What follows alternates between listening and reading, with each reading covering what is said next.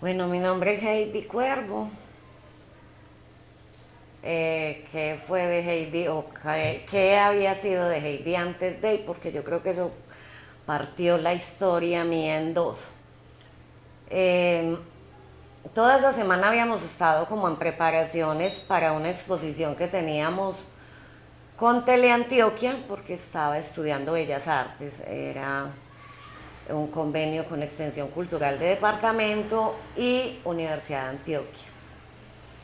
Y justo ese sábado 11 de diciembre estábamos terminando como las preparaciones en el Salón de Bellas Artes que quedaba entre la cafetería de Ruber y la alcaldía municipal. Por la parte de atrás dábamos con el comando y la cárcel. Entonces, 12:25 había terminado de organizar salón y me fui para mi casa. Mi casa quedaba a media cuadra del comando municipal. Entré a mi casa, estaba sonando la publicidad de Bretaña para iniciar el noticiero del mediodía cuando se escuchó el primer bombazo. Mm, ¿Qué pasa en esos momentos en la vida de uno? ¿Qué piensa uno de que hasta ahí llegó todo? Porque era un bombazo que anunciaba que venía algo mucho más grande. Grande porque ya estábamos como muy acostumbrados a escucharlos, que habían tratado de atacar un helicóptero, que habían intentado meterse, pero no, ese bombazo fue diferente a todos los demás. Ese sabíamos que venía para cambiar la historia del pueblo. Fue complejo porque viviendo a media cuadra del comando municipal y de la alcaldía municipal, todo se sintió bastante fuerte. Yo tenía 3 niños, vivía en un segundo piso de donde ahora está OTC, anteriormente había ahí una sala de velación, yo vivía en ese segundo piso. De ahí para adelante yo creo que todo fue como confusión, miedo, entre los gases lacrimógenos, los bombazos, los vidrios de mi casa cayendo, el techo, el tratar de proteger los niños, el preguntarse uno qué estaba pasando afuera. Y todavía era como más complejo para mí porque mi niño mayor en ese entonces tenía 4 años y hacía 20 minutos había pasado a decirme que iba con mi hermano a conseguir un acerrín para unas gallinitas que mi mamá tenía.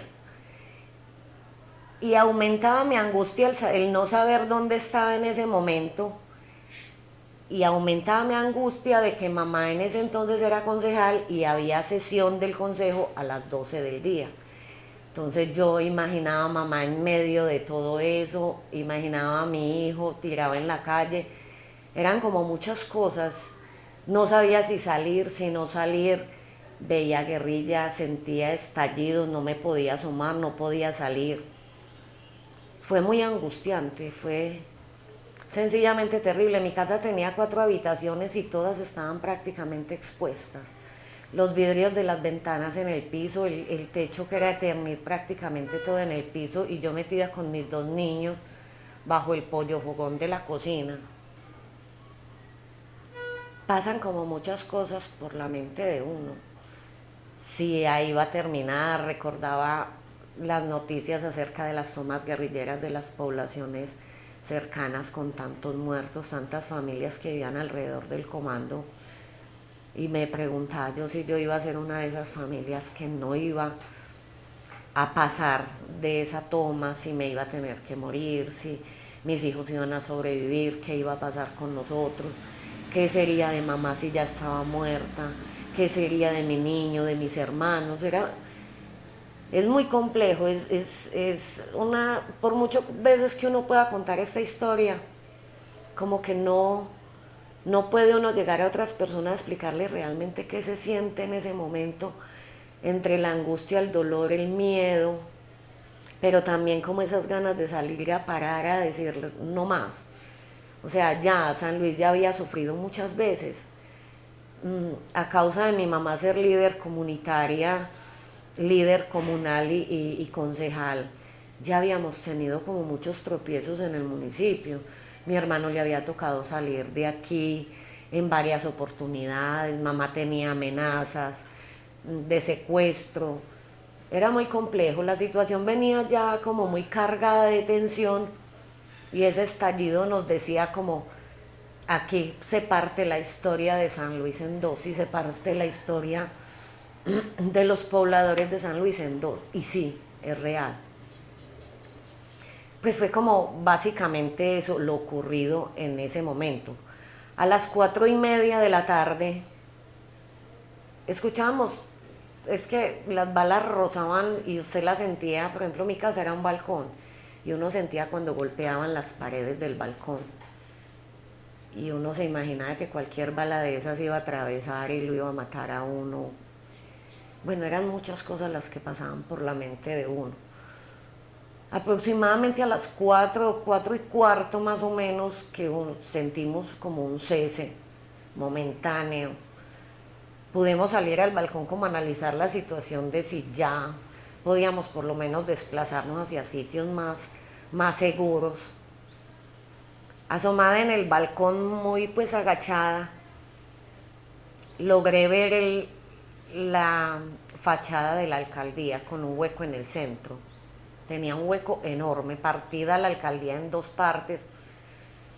Cuando sentimos un bombazo y no se vio sino polvo, por allá 2 cuadras se vio el polvero.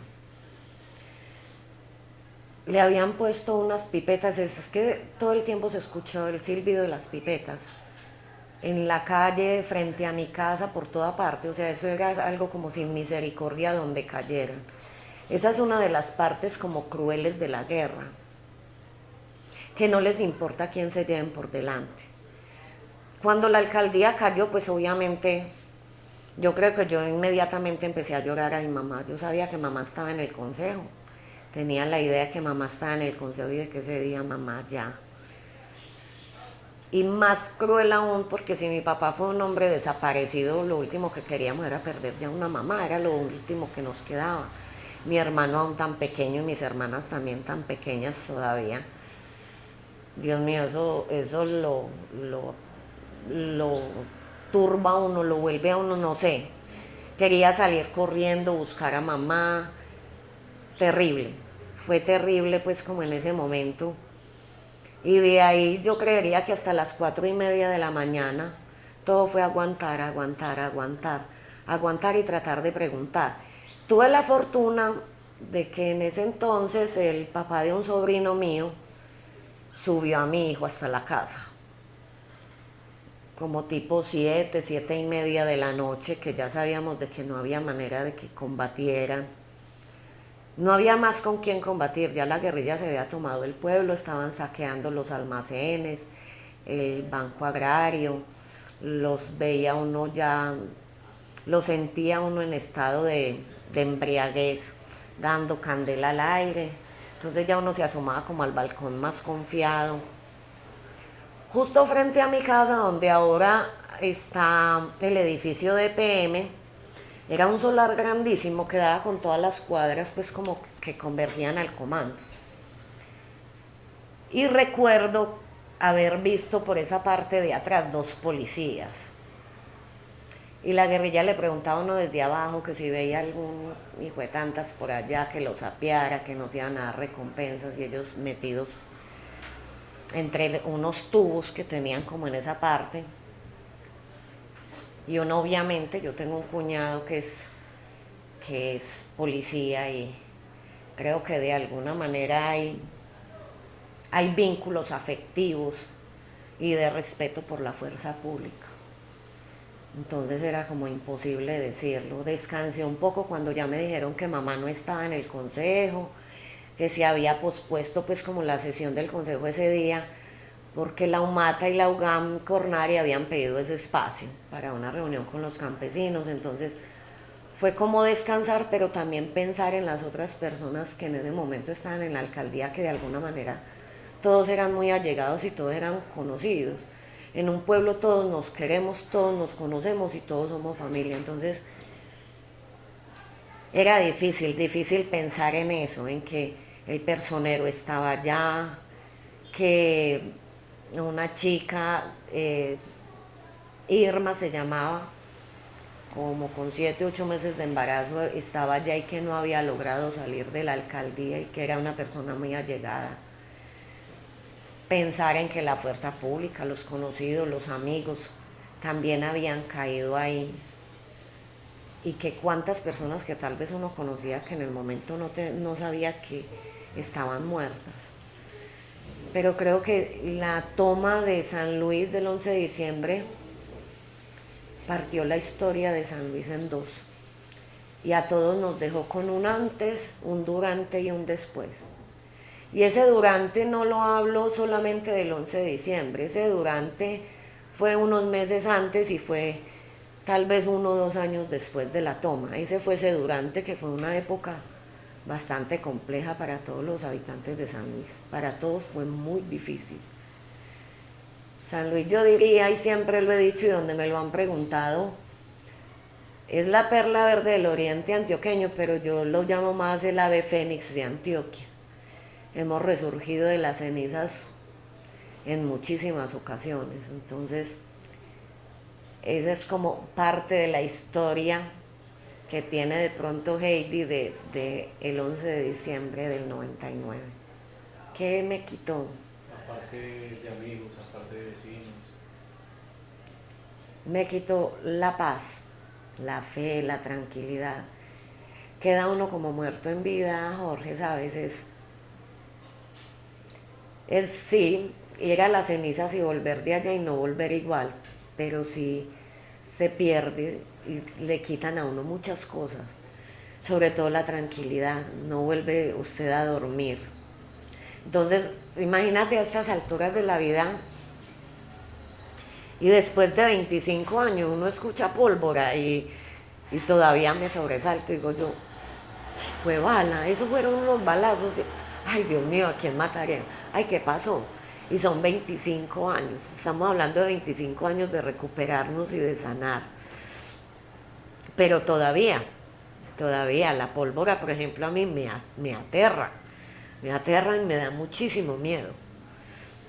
Entonces sí, me quitó gente, me quitó también la valentía porque yo decía, el día que se tomen a San Luis, yo creo que tenemos que salir con portas y con trompeta y con lo que sea, pero no podemos permitirlo y uno se acobarda.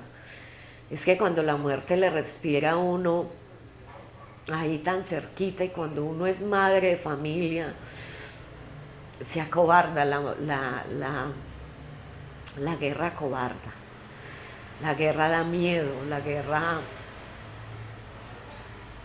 nos quebranta y nos quiebra la valentía que creemos tener. Y es tan raro porque siempre que veíamos las noticias, yo decía, ay, qué pesar de la gente de Granada, ay, qué pesar de la gente de tal parte. Pero uno como que no se imagina que eso le puede pasar a uno aquí como tan cerca. Pero ese 11 de diciembre, como les digo, desde el primer bombazo, algo me dijo, esto no fue igual a todo. La historia de San Luis hoy va a cambiar, hoy nos va a cambiar la historia a todos. Y sí, efectivamente. Bueno, yo he sido una de las convencidas que la historia y la memoria histórica, hemos perdido ya mucho tiempo, pero este es un momento para empezar a recuperar. Hacer, Alex, una invitación como a las personas que tienen historia, que no la dejen, porque es importante que los jóvenes conozcan lo que se vive a través de la guerra. Heidi no es simplemente una víctima de una toma guerrillera, es que soy víctima de desaparición forzada, es que soy víctima de amenaza, es que soy víctima de desplazamiento forzado, es que la guerra desarraiga y le quita a uno las cosas bonitas que viene construyendo. ¿Por qué hacemos esto? Lo hacemos porque hay una frase de cajón que yo amo y es que quien no conoce la historia está condenado a repetirla. Y tenemos que seguirle diciendo a nuestros jóvenes de que ni las armas ni la violencia son una solución a nada y que si nos tenemos que sentar 10.000 veces en procesos para lograr la paz y para construirlo, tenemos que hacer. Y que San Luis tiene que tener el compromiso, nosotros quienes estamos como más viejos en este cuento, el compromiso de educar y de criar a nuestros hijos en la paz, en decirles la guerra no es fácil, la guerra te quita, la guerra te quebranta, la guerra te desarraiga, la guerra te deja dolores que nunca, son cicatrices que tú nunca sanas. Porque como les decía ahorita, hasta algo tan simple como pólvora en un diciembre le causa a uno dolor, le causa tristeza y rememora a uno momentos que uno no quiere volver a vivir. Porque estoy segura que ninguna de las personas que nos tocó ese momento y que vivimos la guerra queremos más. Un paralelo, el San Luis de 1999, finales del 99, inicio del 2000, ya estábamos a puertas del 2000. Éramos un pueblo como más campesino, más unido, un pueblo con muchas ganas de salir adelante. La toma guerrillera yo creo que nos retrasó por ahí 20 años. 20 años, y esto hablando solamente desde la parte económica, ¿cierto? Sin contar de que San Luis, yo diría que después de 25 años apenas nos estamos recuperando, apenas la gente está regresando, porque San Luis estuvo prácticamente solo. San Luis, quienes nos quedamos era porque no teníamos con qué irnos de aquí. Yo le digo a muchas personas que han vivido todos estos años por fuera, que nosotros no nos quedamos porque quisimos, amábamos este territorio y amamos esto, amamos esta tierra, pero que muchos nos quedamos porque no teníamos con qué irnos de aquí. Entre el allá y el hoy, de pronto, de que ya tenemos la experiencia de la guerra, ya tenemos la antigüedad en todos estos conflictos para decir de que no los queremos más, de que no queremos volver a repetir. Y de pronto el ahora, el saber de que todavía la gente de San Luis sigue aquí, sigue viniendo. O sea, yo amo los eneros en que siento y vuelvo a reencontrarme con todas esas personas que hace 25 años migraron, pero que no se olvidan que San Luis es su tierra. Y entre el antes y el ahora deja personas con muchas enseñanzas, lo que le decía ahora a Jorge, yo creo que es lo más importante. El que todas las personas que estamos ahora parados en el comité de búsqueda, en la mesa de víctimas, los líderes rurales, estamos con la convicción de que no queremos ya eso que vivimos. Entonces yo creo que entre el ayer y el ahora es la enseñanza. Y esas cicatrices que aunque duelen nos recuerdan de a dónde no podemos volver, qué no podemos volver a permitir. Y que este es el momento y que tenemos una deuda con la historia y es recuperarla para no repetirla y para que las futuras generaciones conozcan cómo se vivió en San Luis la guerra y cómo nos hemos levantado de todas estas fracturas.